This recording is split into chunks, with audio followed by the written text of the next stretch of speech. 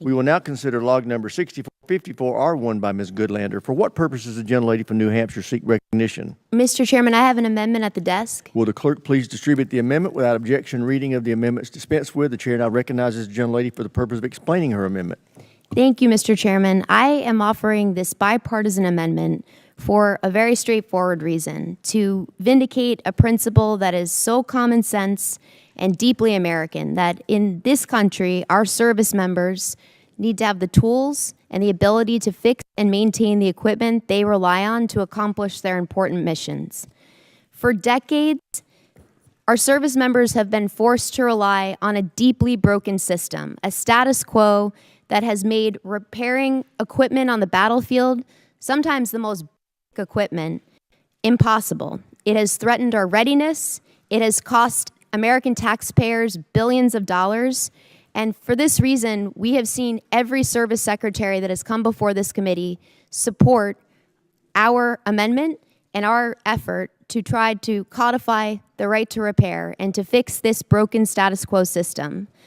The American people and American service members deserve so much better than what we have given them. And I appreciate the efforts of you, Mr. Chairman, and of Ranking Member Smith to advance some provisions in the base text of this bill, which I think will make some good steps in the right direction. I think it's a great thing that we are requiring the Department of Defense to plan for the acquisition of all technical data and license rights that they need to maintain, repair, and overhaul weapon systems before acquiring those systems. This is a common sense requirement. What our bipartisan amendment does is to clarify and to create a clear set of rules, a default rule that will help to resolve disputes before they arise, that will streamline these processes, cut red tape, and close loopholes that have mired our military in endless challenges in trying to do some of the most basic things that we should be empowering our service members to do. This straightforward amendment is one I hope we can earn your support on. What we are trying to do is improve readiness, crack down on some of the most pernicious forms of waste, fraud, and abuse that we see in our defense industrial base, and to really empower our warfighters to do what we have asked them to do, and to do that with ease and without the red tape that they are confronting now. So I'm grateful to Congressman Harrigan for his partnership on this amendment, and urge you all to support this straightforward, common sense, bipartisan amendment. And with that, I yield back. Gentlelady yields back, Chair, and I recognizes himself. I truly appreciate what the gentlelady is trying to accomplish. We all want the department to be able to maintain and repair its equipment for our warfighters. However, in trying to address a legitimate concern, this amendment regrettably creates a much larger problem. By granting the government extremely broad rights to IP developed at private expense, this amendment would force companies to choose between protecting their IP and doing so with the Department of Defense. Many will choose to protect their IP. The result will be fewer innovative companies in the defense market, and thus fewer cutting-edge capabilities available to the warfighter.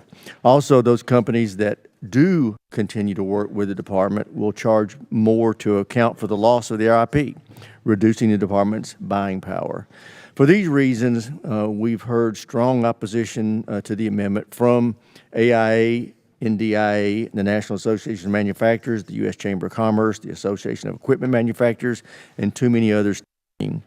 There is a more balanced path forward. The Chairman's mark addresses IP concerns through the targeted reforms developed in consultation with the Army, and the Army has indicated its support for that approach. This committee has spent the last year working to strengthen the defense industrial base, increase competition, and preserve our technological edge. This amendment, unfortunately, would do the opposite. For that reason, regrettably, I must oppose the amendment. Does anybody else seek recognition? Gentlelady from California, Ms. Jacobs, and then we'll go to Mr. Harrigan. Thank you, Mr. Chairman. Let me start with the reality for a service member without the right to repair. They're deployed. Their equipment breaks. They are trained to fix it. They have the skills, and yet they are not allowed to because a contractor owns the data, the manuals, and the tools and hasn't cleared the repair.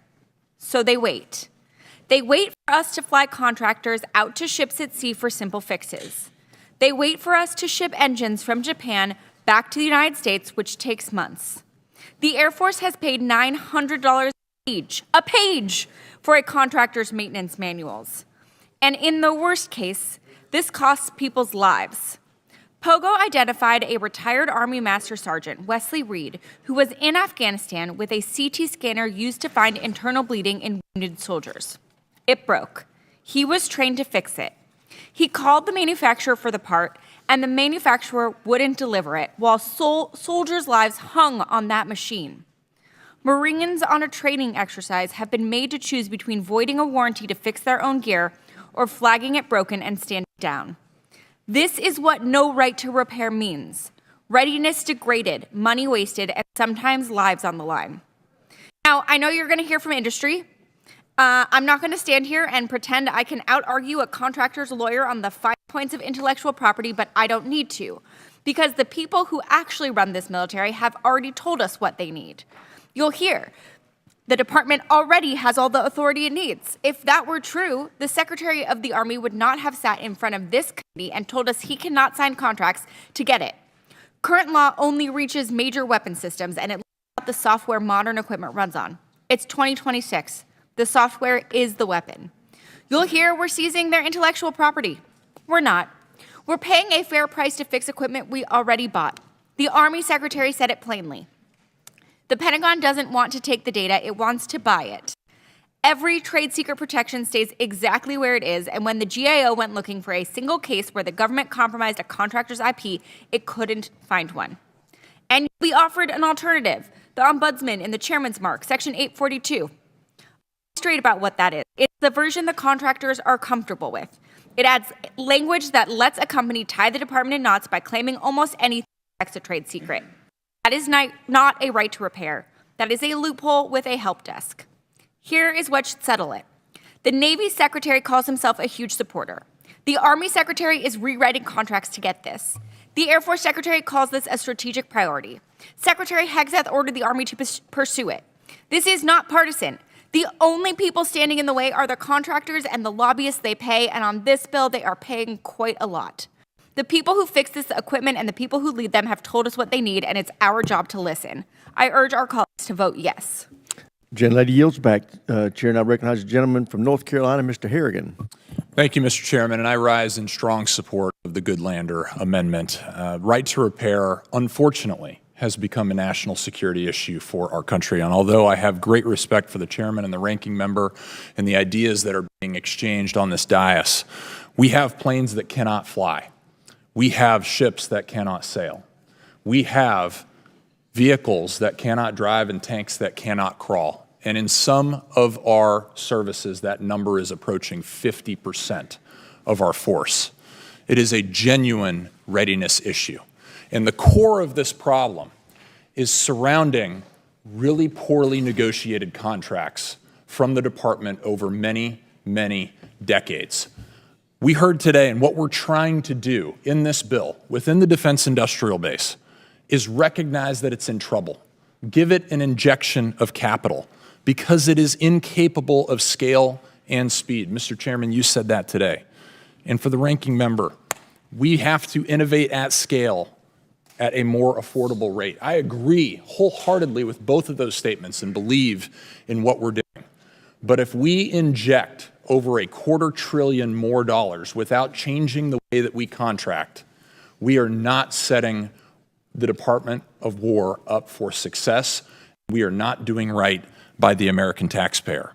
The AIA argument is conflating licensing with confiscation. They are legally distinct terms. This right to repair language in this amendment does not seize patents. It does not seize copyrights. It does not seize trade secrets. This private IP remains private. What's important to note here is many of the authorities that we are talking about in right already exist within the department. The problem is that they do not use them. What this amendment language does is it forces the department, at the request of every single service secretary that has testified before us, at the request of every single chief, every single vice chief of every single service that's represented up there on the wall. They want this, they need this, because they know the stranglehold that industry has over the contracting mechanisms of the department. This must stop if we are actually to achieve decisive readiness for this next fight that we very might well face. And with that, I yield back. Gentleman yields back, Chair, and I recognize the gentleman from California, Mr. Gary Mindy. If my memory would serve me, I would echo what my friend just spoke to. Very well delivered and very, very correct. We have heard from every part of the military complex, every department, all the way down the line, they want the right to repair. In the Readiness Committee over the years, we've heard many of the bad stories. We've heard of DDGs that are unable to carry out their tasks because their radar system is down, and they know how to repair it, but they cannot repair it because they do not have the right to touch that system. They have to wait until someone from the industrial complex shows up, being flown from the United States to the Western Pacific to repair the radar. Example after example. The men and women that are in the military know how to repair the equipment, but they cannot do so because they do not have the right to repair it.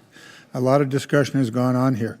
This is a fundamental readiness issue, and we must address it. How do we address it? This piece of legislation comes directly to the issue, provides the necessary safeguards for IP and other investments that a company has made, but simultaneously delivers to the military and all of those agencies, all of those departments, and all the men and women that work there the opportunity to carry out the training that they have received and to repair the equipment before them.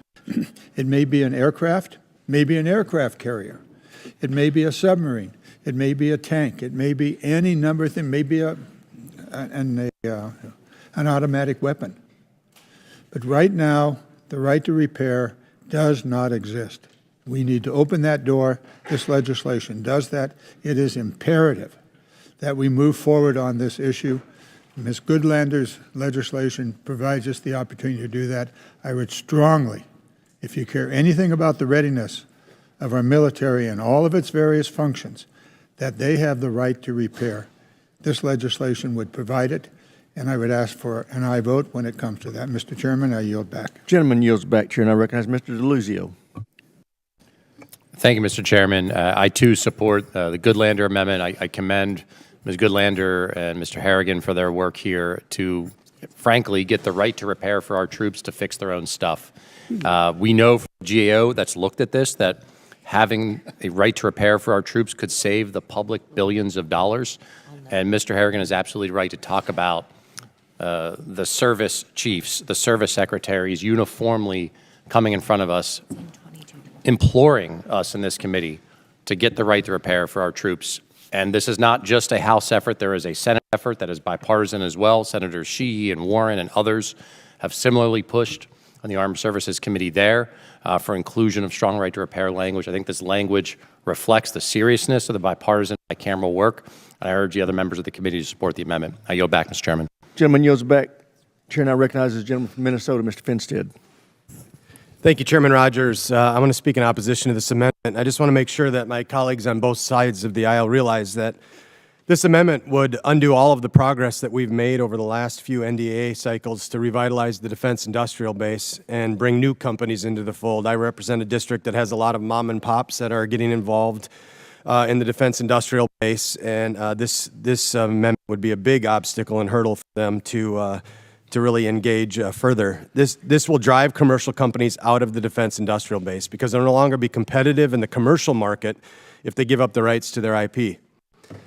This amendment will also enable the department to share an original manufacturer's privately funded manufacturing trade secrets with any competitor for any government purpose, including to compete against the original manufacturer. This amendment will not make IP free to the department. It'll simply force contractors to price IP into every proposal they submit. Companies will no longer be selling just a product or service. They'll also be selling and providing the DoD the IP developed with privately commercial investments. Current law allows the department to identify and purchase only the rights it needs. This amendment instead risks making taxpayers pay for intellectual property the department may never use. In last year's NDAA, we actually had report language with the leadership of the chairman to have the department come to us and tell us, what IP do you need that you're not getting? We have not received that report yet. And so we've heard anecdotally that, there's all kinds of things that we need. We put in the bill last year, come to us and tell us what you need. We haven't seen it yet. This is not the way to do this. I appreciate what Representative Goodlander is trying to do here, but this amendment claims to improve readiness and sustainment, but intellectual property is not the root cause of the department's readiness challenges. This amendment is harmful, and what's more, it's entirely unnecessary. And I'll just offer a quick example of why. Many of us have heard about the Army's frustration with obtaining industry IP to 3D print something as simple as a radio knob. I think we've heard that example. But on May 26, 2026, the Army published an article titled, "Army and Industry Make Significant Strides on Building Supply Chain Resiliency." And in that article, Lieutenant General Chris Moen, Commanding General of the Army Materiel Command, stated, "By renegotiating how the Army and industry share IP, it gives us the ability to unlock the potential of advanced manufacturing and the tactical edge, ensuring that soldiers can fix what's broken and return the warfighter faster than ever before." So, Mr. Chairman, I ask unanimous consent to enter this article into the record. Without objection, so ordered. So I would just close with this lesson straightforward. The department already has the authorities it needs to address these challenges. It just needs to use them. That's why I strongly support the chairman and the ranking member's alternative provisions in this mark that establishes an IP ombudsman and a mediation process to help the department resolve and dispute constructively. So I strongly oppose this amendment. I urge my colleagues to vote no. Time's expired. Chair now recognizes the gentleman from Louisiana, Mr. Higgins. Thank you, Mr. Chairman. I support right to repair in principle, and I believe that this legislation is well intended and mostly well written. But we have more work to do here, because the intention is to provide like forward theater capabilities and our readiness, maintenance and repair with the needed manuals and specialty tools and technical training that's required to do maintenance and repair. That's common sense, yes. But this is an all-encompassing piece of legislation as written, and would include items that are very complicated, and I have no doubt that our technicians in the military have the capability to address, but devices that are super other agencies, like MRI equipment in a hospital environment. This is the type of sort of government unintended overreach that we have to address. So I concur with both arguments here, and I do support right to repair in principle. We have more work to do. Mr. Chairman, I yield. Gentleman yields back. Chair now recognizes the gentleman from Virginia, Mr. Whitman. Well, thank you, Mr. Chairman. The concept here is how do we make sure that the government, as a customer, gets what it needs? And unfortunately, this amendment proposes to provide default government purpose rights for all contracts within DoD, regardless of who funded the development of the IP. I'm concerned about that because much of this is dual use. Much of this has been invested in previous to the government becoming a customer. So there's embedded cost in this that the company itself has invested in, and now they're being required to just give it away. And there's no limitations, too, on this technology being passed on to somebody else. So you can pass this on to a third party. So once the government has control of it, they say, hey, this is information we're going to give to everybody else out there. And that company has spent years spending money, doing research and development to develop a unique technology that's there for the government, that in some instances is even dual use. And then by this amendment opening this up, this allows that technology to be given to anybody else who may want it on the Department of Defense side. Now listen, there are instances where we have to fix this, but I would argue that this is a matter that takes more intent than just a carte blanche providing default government purpose rights. I mean, this just opens it up. This says, hey, if the Department of Defense has a contract to buy 10,000 trash cans for every Army base across the nation, and the injection molding process on the wheels there is something that is a technical aspect of that acquisition, guess what? That company has to turn over that information, that technology, that intellectual property that's not just used for trash cans that are there on military bases, used for every trash can that they sell. Folks, this is going way farther than what we need to go to really pull this in to where the government gets the IP that it needs. If it can demonstrate a clear need for this and demonstrate how it is unique to the product or the service that it's providing, then listen, I've got no problem with it. But this is just a carte blanche saying everything, all contracts, regardless of who funded the development, regardless of how much money businesses put in there, do you think anybody's going to go, yeah, I'm going to have a contract with the United States government to provide this for the military, but you know what? Every penny that we spend in research and development, every penny that we spend to put this product out there, even on dual use, guess what? We give it all up. And what do we get in return from it? For the government to buy a certain number of units of that, and that's it.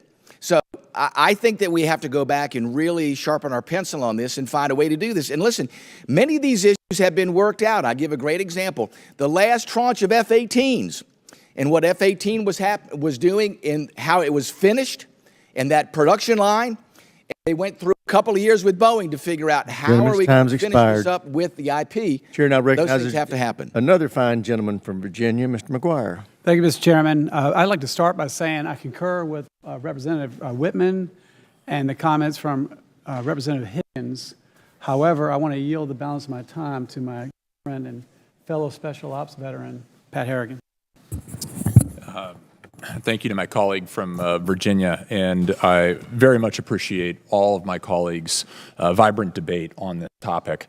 I must say I fundamentally disagree with many of the arguments that have just been laid on the table here. However, I think the biggest one is that commercial off-the-shelf purchases like trash cans or other proprietarily developed, privately funded again, commercial off-the-shelf assets would be required to fall under this somehow seizing of intellectual property.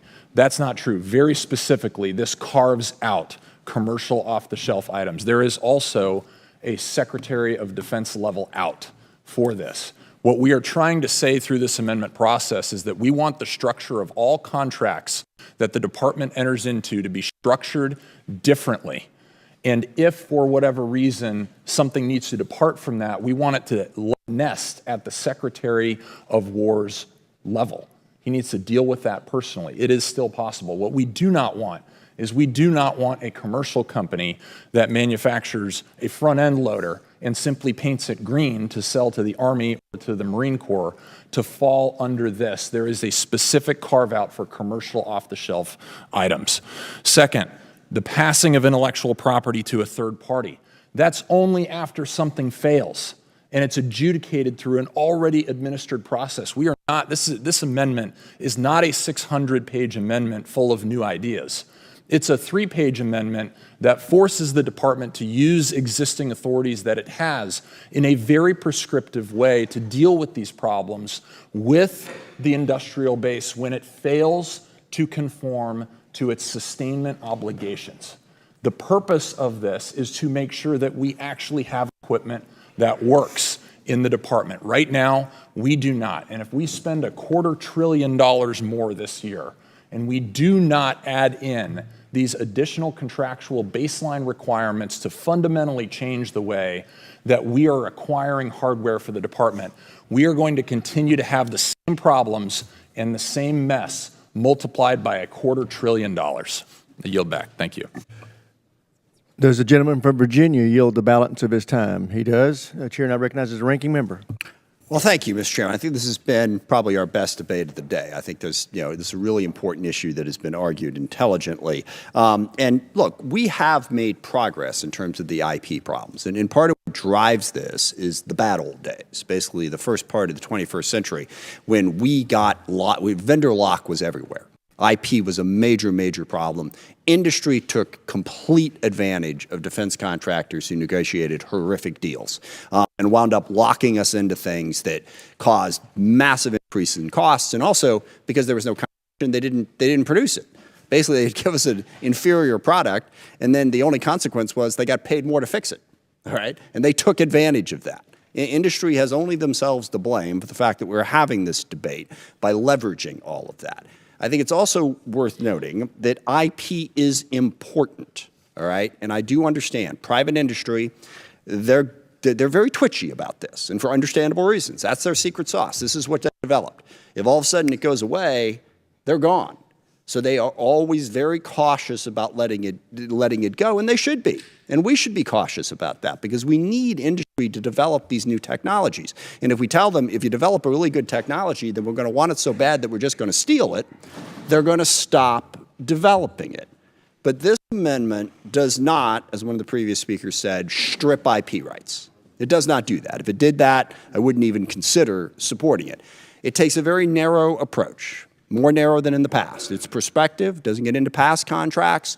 It talks about future contracts, and it really does focus on, I always forget the phrase here, sorry, government purpose rights. But it doesn't automatically create government purpose rights. It creates a rebuttable presumption in certain isolated circumstances. So I am going to support the amendment because I think it pushes, but not too hard. I think there has been a lot of work here to try and strike this balance. So, but please don't think that, corporations, they're awful, evil. They've developed some incredible technologies that have been absolutely crucial to our ability to defend ourselves and to meet our national security needs. We want them to get a return on their investment. But the way they've been using IP has been too much as a leverage point, not enough as something that's going to actually get us to solutions. We'll see. There will be many, many more arguments about this, but I'll support this amendment. We'll get into conference. We'll talk about it. But at first glance, it seems like after several years of trying to get this into that very difficult sweet spot, that the sponsors of this amendment have accomplished that. So I do support the amendment, and I yield back. Gentleman yields back. Chair now recognizes the gentleman from Georgia, Mr. Scott. Thank you, Mr. Chairman. Mr. Whitman doesn't feel like this dead horse has been beat enough, so I'm going to yield my time to him.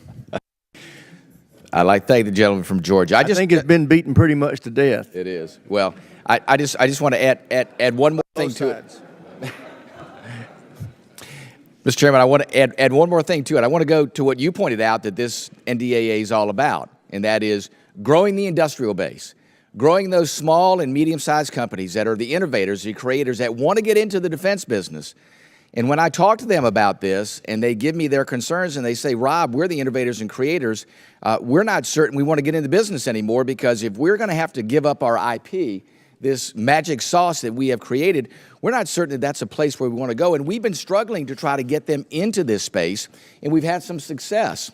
I think making sure that we do this, but we do it the right way. This, to me, is overly expansive, and it's going to have a chilling effect, I believe, in how people look at this, and they're going to go, hey, I'm not getting in the space because I'm worried about giving up my IP in ways that I'm not even sure how it's going to affect me in second and third order effects down the road. To me, that is problematic. And listen, I'm in agreement. We need to fix this. There needs to be right to repair.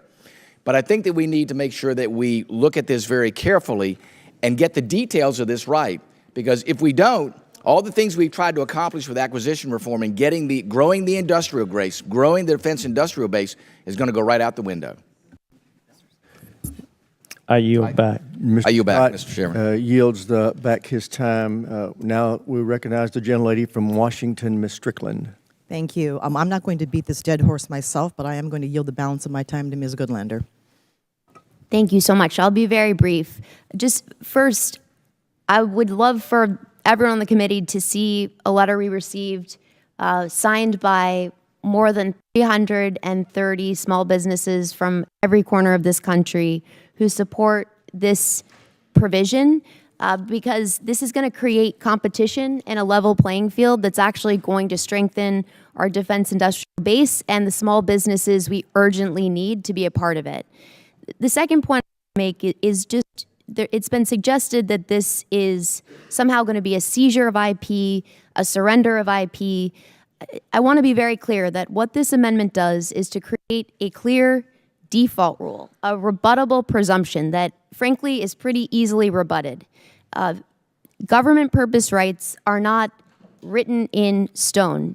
They are set up for any contractor to come in and bear, I would say, a pretty light burden to show that the government isn't entitled to government purpose rights. If you look at the text of the amendment, there are 4 basic requirements that any contractor would have to show: a compliant assertions table, factual documentation of private development funding, clause-specific unlimited rights exclusions, and corresponding portion marks on the deliverables. This is not a heavy burden.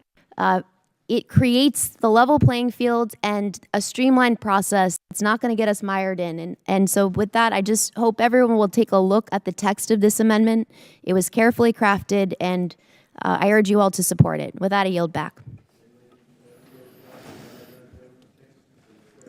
Thank you, Mr. Chairman. I yield my time to Mr. Harrigan. To the contention that this is going to have a chilling effect on the defense industrial base, it's only going to have a chilling effect to companies that are scared of accountability. We have a massive problem with cost and time overruns in the department. And what this amendment does is create an efficient and competitive environment through accountability. And I think that that makes for a stronger industrial base, not a weaker one. Thank you, and I yield my time. Gentleman yields. Does any other member seek recognition on this amendment? Great. We will now have question occurs on the amendment offered by Ms. Goodlander. So many as are in favor will say aye. So many as opposed will say no. Opinion of the chair, the ayes have it. Does anybody request a recorded vote? No. Congratulations, Ms. Goodlander.